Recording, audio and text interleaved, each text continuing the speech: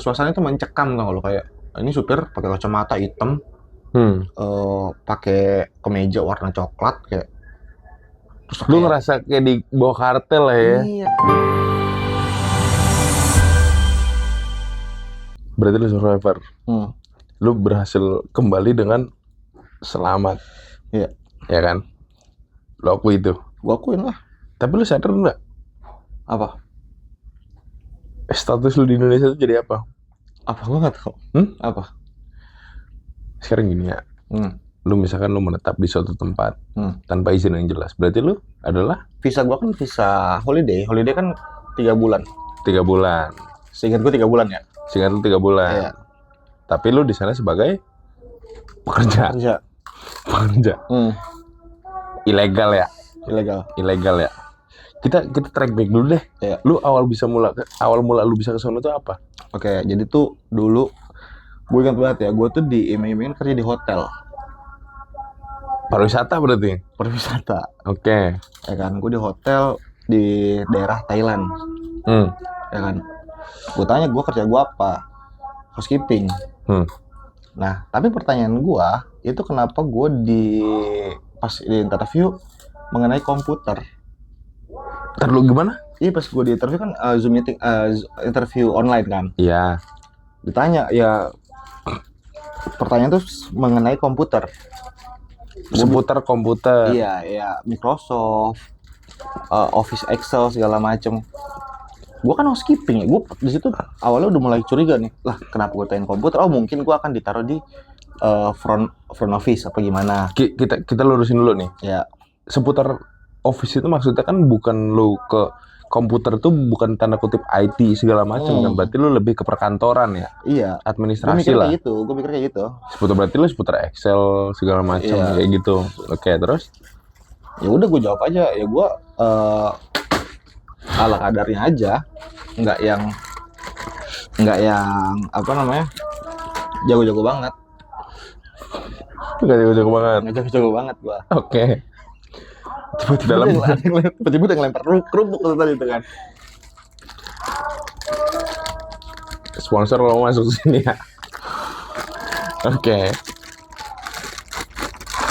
Ya, biar lu nyantai dah nih, lu makan dulu nih.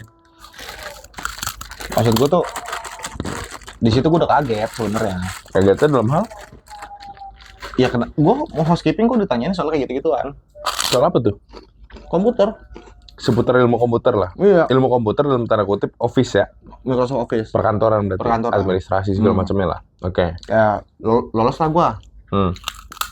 Lolos gue di interview itu kan.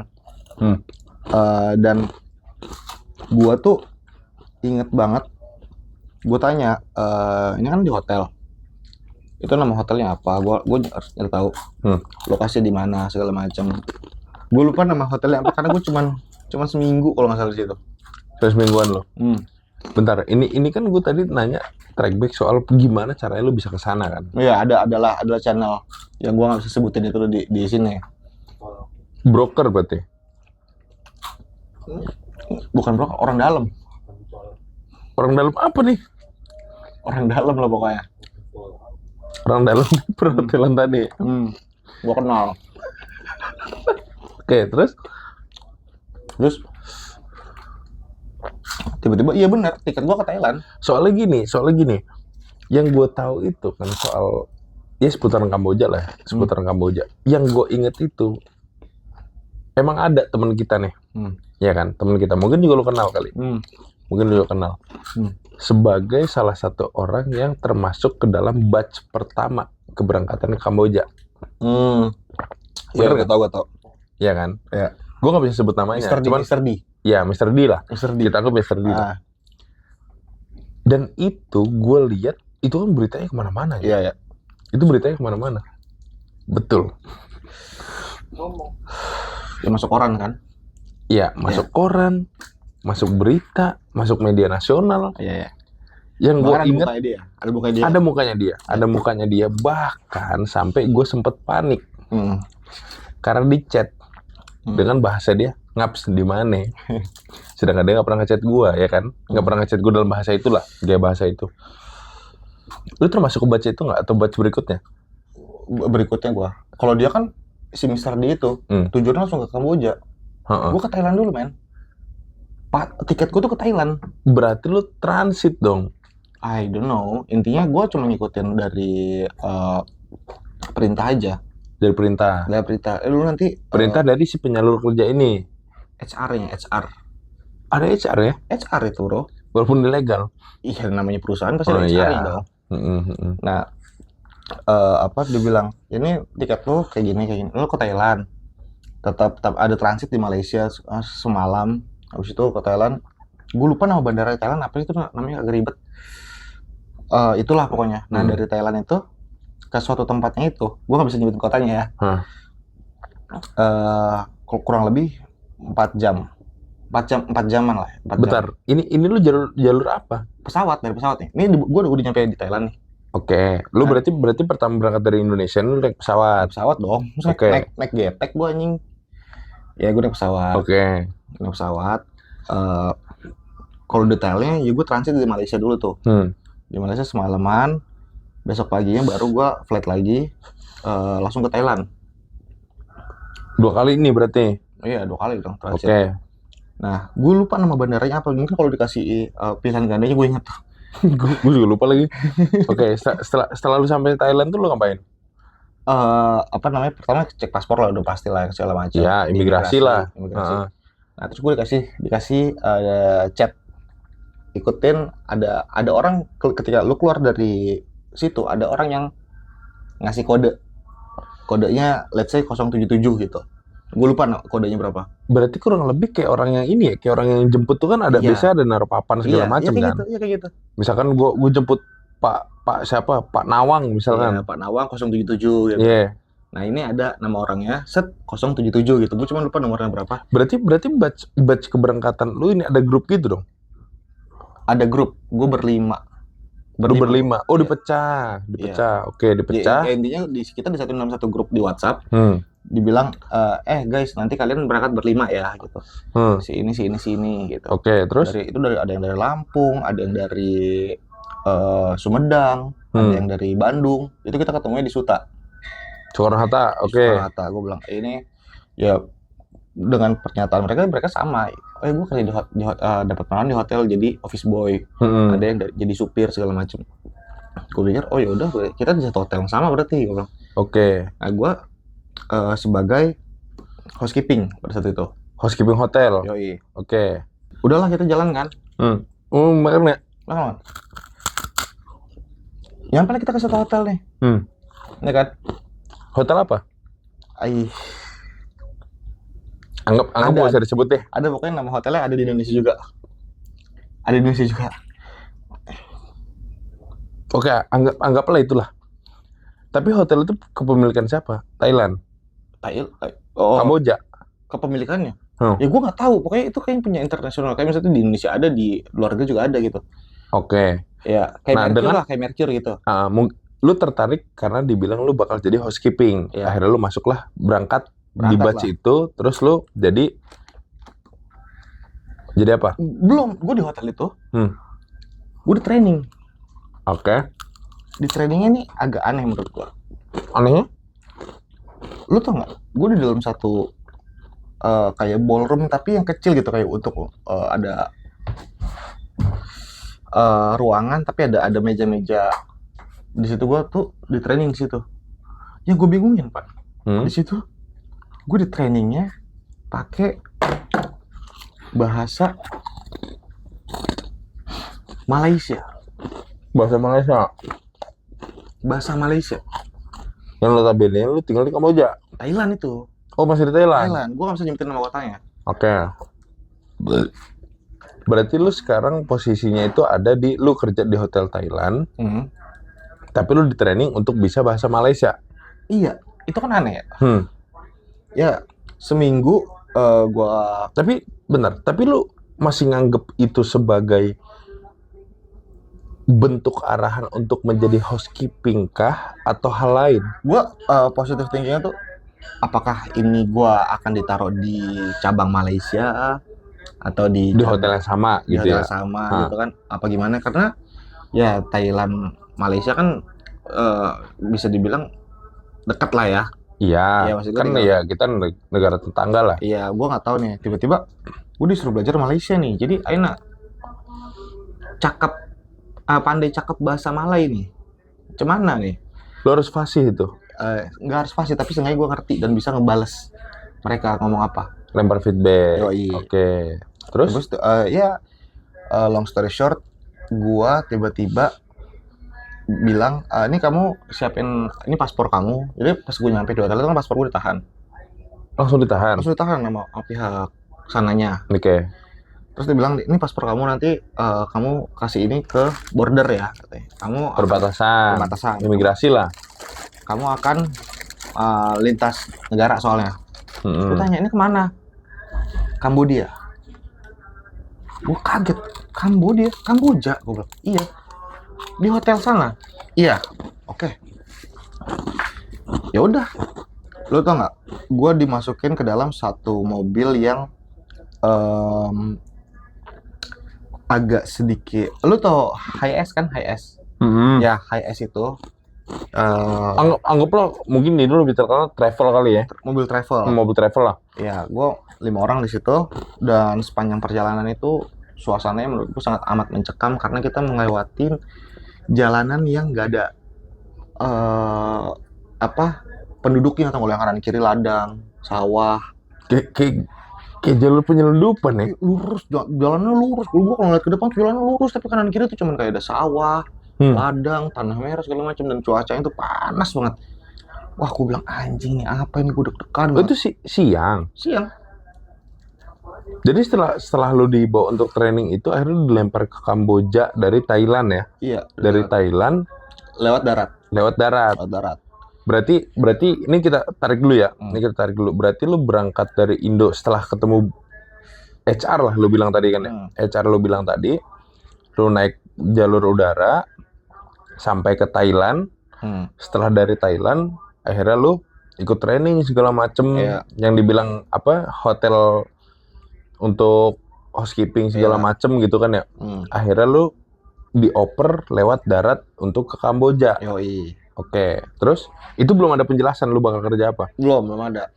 Intinya gue akan ditaruh di hotel juga tetap, katanya. Oh ya udah, Kamboja. Oh, Hotel, jadi lu masih nganggapnya itu lu bakal jadi housekeeping. Iya. Oke, terus Di situ tuh gue ngerasa ya udah, gue damai-damai aja, santai aja, tapi suasana itu mencekam tau lo, kayak ini supir pakai kacamata hitam, pakai kemeja warna coklat kayak. Terus lu ngerasa kayak di bawah kartel lah ya. Iya anjing, gue bilang anjing apa nih. Ya udah, gue cabut, gue ikutin aja alurnya. Gue kalau nggak salah itu 5-6 jam lah, 5-6 jam perjalanan darat. Di pertengahan itu pokoknya ada kita di border, dimintain paspor segala macam, turun ganti travel nih, ngikutin orang lagi ya, pakai nomor lagi kayak gitu. Oke. Nyampe lah tuh, ketemu dia juga ngikutin si kode itu berarti. Si kode, ada dikasih kode lagi baru, dan ya gue cuma ngikutin. Halo bro, this my code, gue bilang. Oh ya oke. Follow me. Dan dia nggak terlalu bisa bahasa Inggris, jadi dia cuman diam aja. Ini supir yang dari Kamboja ya. Minum ya? Ya minum. Terus yang supir dari Kamboja itu dia diam aja karena dia minim bahasa Inggrisnya. Jadi gue diam aja dong, nonton film. Oh, ada gap bahasa lah. Iya, ada gap bahasa. Nah, tiba-tiba nyampe lah kan gue di satu kota. Gue boleh sebutin nggak sih nama kotanya? Kamu jadi boleh kali ya? Boleh lah. Di Poi Pet. Oke, terus Poi Pet itu perbatasan antara Thailand sama Kamboja. Iya. Itu perbatasan tuh, kalau Malaysia tuh kayak Kalimantan sama apa gitu. Iya, sama ini Sabah mungkin. Nah, itu perbatasan. Dan Poi Pet itu sepanjang gue melihat itu, menurut gue Poi Pet adalah kota yang terbelakang banget tuh nggak lo? Terbelakang dalam arti itu maksudnya Ya, berarti bentukannya masih kampung gitu kali ya? Kampung. Tapi udah ada banyak, udah pas gue datang itu udah lumayan banyak, ada gedung-gedung, gedung tinggi, gedung-gedung. Nah, adalah gue datanglah gue ke satu mes lah di situ di Poi Pet. Iya. Gue naruh koper, gue dikasih kamar segala macam ini. Ya besoknya gue udah jelasin, gue akan kerja di suatu Hotel and resort bilangnya. Oke, Otak. lu berarti masih nganggep itu sebagai Iya. lu menjadi housekeeping gitu ya? Iya, gue masih menganggap gue housekeeping gue. Oke. Terus? Ya nggak apa-apa, ntar kan dikat. Ya, nah terus tiba-tiba ya udah gue kebesokannya gue udah mulai disuruh training. Pas gue udah training, gue beda nih Pan. Gue udah mulai disuruh kayak cut dulu. Ah? Jangan sebut Pan dong anjing. emang kenapa sih? Dari tadi gue jemput Pan. Oh iya. Santai aja. Lu di training terus? Di training. Masih dengan hal yang sama atau udah dengan materi yang berbeda? Udah beda. Beda banget. Kasino offline. Kasino? Kasino offline. Kasino? Iya, gue belajar tuh rules-rulesnya roulette. Nah, bentar deh. Gue bingung gini. Lu berangkat dari Indo dengan ya notabene-nya lu dijanjikan untuk kerja sebagai housekeeping di hotel and resort. Gue nggak bisa ngelawan sih. Gue bisa ngelawan karena paspor gue ditahan. Gue nyampe mes, paspor gue ditahan. Oke, paspor lu ditahan segala. Ntar lu nyampe mes itu dalam artian lu berarti udah di Kamboja nih. Udah di Kamboja. Oh, berarti lu nyampe Kamboja itu lu disediakan mes dan segala macam, tapi paspor lu ditahan. Langsung ditahan. Pas ya intinya pas gue nyampe mes itu ada HR nyampe mes ada di mes juga. Langsung ngasih tahu kamar gue yang mana. Begitu. Ini sorry gue cut. Ini orang yang sama dengan yang ngurus keberangkatan lo. Beda. Oke. Beda. Oke, lanjut. Diminta paspor gue. Nah ditahan lah paspor gue. Sama teman-teman gue juga ditahan. Sini mau ini dilengkapin data-datanya lah gitu dengan ya gue juga nggak pernah tahu kan. Oh ya udah gue cuma kasih aja.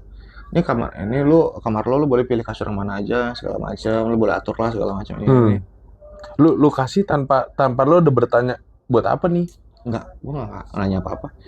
Gue cuman gue kasih aja. Habis itu gue coba untuk tenang. Ya udahlah. Terima aja gitu. Ikutin aja alurnya. Ya tiba-tiba pas besoknya gue disuruh mempelajarin game-game kasino di sana, game slot, tapi yang versi offline yang nyatanya. Nah kalau yang kan kalau slot berarti kalau gue tarik ini lu diajarkan untuk soal rules kasino segala macem, tapi semuanya offline ya. Offline. Kasino offline, bukan kasino online ya. Offline dulu. Karena kan kalau kasino online kan kita ya notabene pasti ke judi slot segala macem, terus ya betting segala macem ya kan. Ya karena ya udah intinya begitu kasino offline. Singkat cerita kurang lebih permainannya kayak gini. Sebulan gua kerja itu resort bangkrut. Kasinonya. Oke, tempat lo kerja ya? Tempat gua kerja. Sorry. Karena emang gua nggak tahu bangkrut, nggak tahu apa, karena emang tutup aja gitu. Tutup, close nih. Close. Mati. Dan yang gue tahu para pekerja di sana tuh ada dua, offline sama online. Nah akhirnya yang offline ini semuanya dialihkan ke online. Oke, dipindah tugaskan lah. Ya dengan rules yang baru segala macam. Ya dari situ gue nyadar kenapa gue harus belajar bahasa Malaysia, karena target market di judi online ini targetnya Malaysia bukan Indonesia. Nah ini yang gue penasaran gitu loh. Karena gini ya, kalau kita lihat bahasan soal atau mungkin berita yang ada di Indonesia sekarang deh, kayaknya kan Indonesia tuh hampir 80% ya, 80% masyarakatnya itu terdaftar sebagai pengguna judi online, bener nggak? Ya gue nggak tahu kalau riset itu ya. Kurang lebih begitulah, seenggaknya marketnya banyak gitu loh. Kenapa nggak Indonesia gitu loh? Kenapa Malaysia? Oke. Gue akan jelasin ya. Ternyata yang punya perusahaan itu adalah orang Malaysia. Dia ngejar warga sendiri. Ya gue nggak tahu lah kenapa dia nggak milih Indonesia. Ya intinya emang target marketnya orang Malaysia dan bos-bosan di sana rata-rata orang Malaysia. Kita tarik balik sedikit ya. Kita tarik balik sedikit dari berita yang beredar kan. Contoh kayak misalkan belum lama sebelum demo itu kan sempat ada berita yang beredar soal orang Indonesia yang disuruh minum air, tau nggak lo? Suruh minum air kloset. Oh, nah ini gue mau ngasih tau juga nih ya, bahwasannya tuh berita-berita yang ini gue nggak tahu kebenarannya apa yang terjadi, cuman ini berdasarkan apa yang gue alamin dan apa yang teman-teman gue teman-teman gue alamin yang Hmm. pernah berkecimpung di situ. Lu tau gak sih kalau misalkan berita-berita di Indonesia tuh kalau misalkan kesannya ke Kamboja itu Disiksa, disetrum. ada yang bahkan sampai ke organ lu dibredelin Iya, segala iya. macam ya, oke. Gue nggak tahu itu bener apa enggak ya, tapi kenyataannya tuh menurut gue semenjak gue kerja pas gue kerja di sana nggak seserem itu gitu loh. Nggak separah Apa yang lu itu. rasain? Maksudnya hal-hal kayak gitu tuh nggak pernah gua saksikan secara kasat mata. Itu semua tuh cuman ada di berita-berita online segala macam. Berdasarkan dari temen gue yang pernah kerja di ini beda nih antara kerja judol Mhm. sama scammer. Itu Oh, dua iya. hal yang berbeda. Nih, oke gini. Sekarang berapa ada sorry, cut dulu ya. Berapa banyak cabang pekerjaan sih yang ada di Kamboja tuh? Ini cuma scam sama judol doang. 2 ini doang berarti Sama ya? restoran. Restoran, oke. Sama restoran. Ya restoran kita buang lah, anggaplah ini legal ya. Iya, Bener kan? iya, iya. Legal gitu. Kita ambil yang underground deh. Kita ambil yang ilegal gitu ya. Berarti cuma ada 2 lini cabang nih. Iya. Judol sama scam. Sama scam. Lu masuknya berarti ke Judol. judol. Judol. Oke, judol. Nah, soalnya lu bahas tadi tentang apa yang lu rasain ternyata nggak seperti yang diberitakan di Indonesia gitu ya. Yang gue penasaran tuh gini, kita bahas dari hal yang paling dasar deh. Kita bahas dari hal yang paling dasar. Fasilitas apa yang lu dapat di saat lu kerja di sana? Kamar dibiayain, oke. Kamar, AC, wifi segala macam. Sakit ditanggung. BPJS gitu lah anggap ya. Nggak BPJS sih. Jadi kalau sakit itu ada limitnya. Kayak misalkan kalau nggak salah limitnya itu sekitar $300 dalam $300. 1 tahun. Dalam 1 tahun. Oke, Jadi, dalam 1 tahun dalam berarti. 1 tahun. Jadi lu tuh di cover sama perusahaan $300 dalam 1 tahun. Oke. Ya.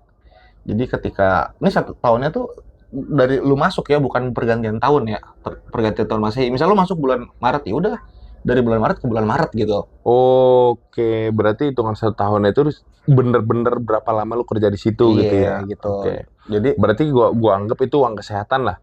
Uang kesehatan gitu kan. Selain itu ada lagi nggak? fasilitas. Fasilitas contohnya? Kayak tadi kan kamar udah nih. Motor. Transport. Motor tapi satu ya.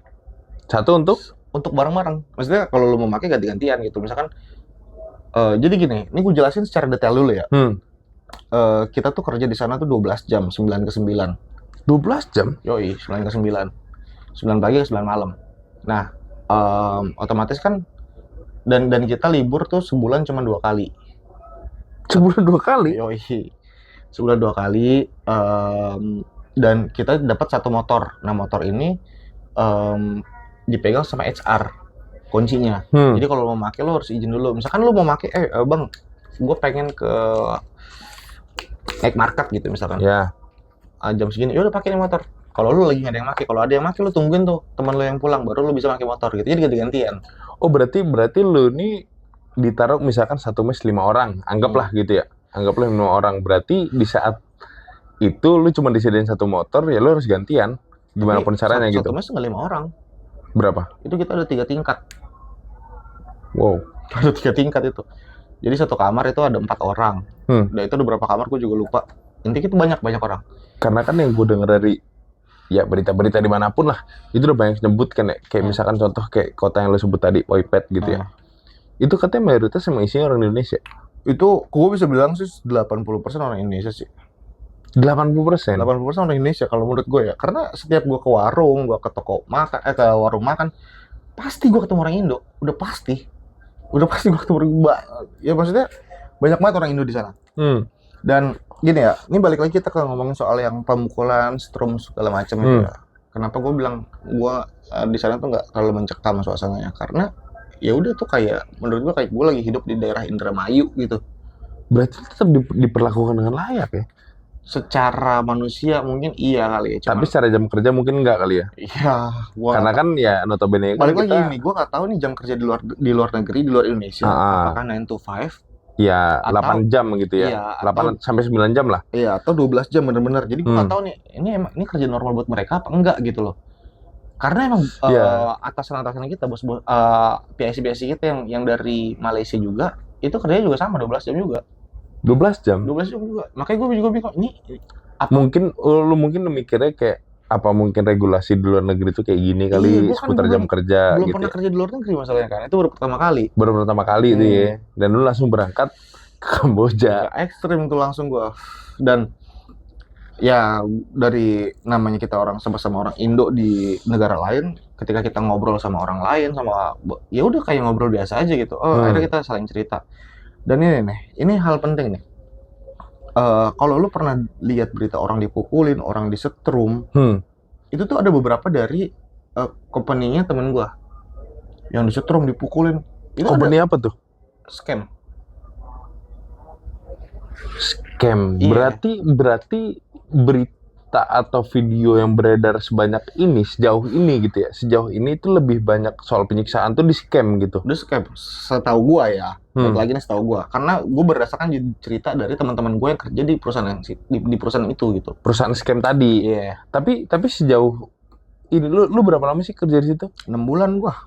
6 bulan. Iya. Oke. 6 bulan. Sorry, 9 bulan. 9 bulan berarti ya. Selama 9 bulan ini ada nggak temen lu yang mungkin satu mes sama lu atau mungkin ya kerja sederetan lu gitu? Ada yang kena kayak gitu nggak? Teman gue yang sendiri nggak ada, tapi temannya teman gue yang kerja di perusahaan itu. Makanya nanti gue mau cerita nih. Dia bilang yang disetrum itu bukan orang yang kerjanya bodoh, yang kerjanya apa enggak. Itu tuh orang-orang yang melanggar peraturan. Dalam artinya? Narkoba. Oh, ada peraturan begitu. Bukannya soal narkoba tuh legal di sana? Gua nggak tahu legal apa enggak, tapi kalau narkoba di Kamboja menurut gua agak strict, agak gampang dicari. Gampang dicari.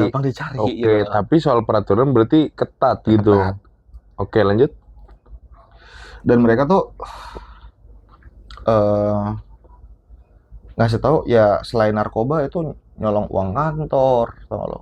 Ya karena menurut gue scam itu kan suatu hal yang duitnya kencang tuh ya. Mungkin ini orang anjing gue kerja di tempat ini gajinya kecil, bonusnya cuma segini, tapi apa yang gue dapat dari korban ratusan juta nih gitu.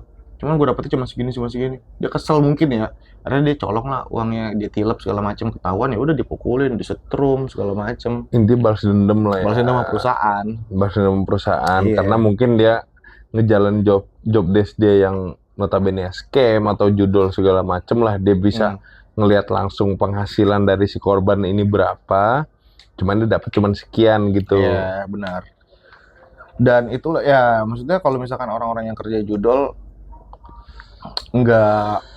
nggak se-strik itu setahu gua. Cuman ya kalau misalkan ditanya lu kenapa pulang dalam waktu 9 bulan, karena kontrak kita kan 1 tahun ya. Iya. Jadi gini, kalau gua nggak tahu di perusahaan lain gimana, tapi kalau di perusahaan gua lu tuh harus nyelesain kontrak dalam 1 tahun, karena kontrak kita tuh seingat gua yang paling pendek itu 1 tahun. Paling pendek itu 1 tahun. Dan kenapa gua nggak nyelesain kontrak dan kenapa gua harus membayar? Gini, gua ya jujur aja gua jadi admin judol pada saat itu. Gue jadi admin judol gue online. Dan gue divisi gue itu calling, apa tuh? telemarketing. Nah, telemarketing. Telepon. Nah, tololnya menurut gue ya, gue itu ada di divisi di mana gue harus ngajak lagi member-member yang pernah main tapi yang rungkat. Lu main judul kalah nih. Gue ajak lu main lagi. Berarti lu sama aja kayak pengolahan limbah ya? Iya gak sih? Bisa jadi. Apalagi dengan bahasa Malaysia gue yang ala kadarnya gitu kan, kayak ya gue nelpon ini, contoh. Halo bosku, selamat petang bosku. Coba dong contohin detailnya gimana sih? Apa? Ya kayak soal penawaran tadi, pitching lah, kita anggap pitching lah. Ya misalkan gini, halo bosku, selamat petang. Bosku, apa kabar nih bos? Saya nih dari company gitu. Ya, nah ajak bos main semula nih dekat kami punya company. Bos, kita tengah ada ong-ong nih hari. Misalkan dibalas, you punya company banyak makan je lah. Banyak teruk. Tak ada kasih kita senang segala macam bla bla bla. Ya udah gue terang, bosku, bos main dekat kami punya company kapan? Bila Bila tuh bahasa Malaysia. Bila tuh bahasa Malaysia artinya kapan? Ya dia sebutin tak ada hal lah, you punya company ini kan banyak makan jo, tak nak lah, tak nak. Apa itu maksudnya? Ya lu company lu nih ngasih rungkat doang, kagak kagak kasih menang kayak Oh, gitu. duitnya dimakan terus Dimakan gitu. terus. Cuman Ya. lu nggak ngasih gue menang Iya, gitu. makanya gue keterangin bos. Ini kami dari ini company lagi ada promotion bos. Bos biasa top up berapa ringgit, kita boleh kasih instant rebate, kita boleh kasih Instan apa? instant rebate. Rebate itu apa? Rebate itu rebate. Ngebet ulang. Iya, instant rebate. Jadi kayak ya gue juga bingung nih karena udah Intinya gini lah, mungkin kayak cashback lah. iya kayak cashback segala macam kayak gitu-gitu dan misalkan dia nggak mau nih, kita terus paksa nih, gimana caranya harus closing. Gue bilang, bosku nih saya ada kawan Amoy. Bosku, Amoy itu apa? Amoy cewek Cewek. Oke. Amoy cantik bos, dia punya badan mantap kan, Fake nih ya. fake. Gue kasih lah foto-foto cewek-cewek yang seksi-seksi.